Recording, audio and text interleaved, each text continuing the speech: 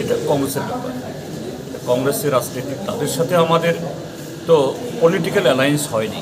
গত নির্বাচনগুলোতে seat adjustment হয়েছে।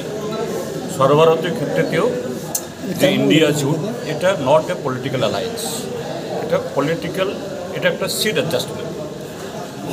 এবং কোন শর্তে বা কোন ইস্যুতে দেশের সংবিধান এবং গণতন্ত্র রক্ষার স্বার্থে আমরা গত বিধানসভা ভোটেও সিট অ্যাডজাস্টমেন্ট করেছি, গত লোকসভাতেও করেছি, এবং পঞ্চায়েতে স্টেট লেভেলে হয়নি, স্থানীয়ভাবে এগুলো হয়েছে, আমরা বলেছি এগুলো।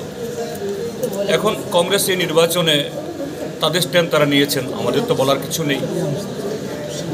জনগণের কাছে ভারতীয় জনতা পার্টির মধ্যে তাদের নেতৃত্বে এখনও বলেন দেশে গণতন্ত্র নেই, সংবিধান বাঁচানো হোগা, রাহুল গান্ধী বলে থাকেন।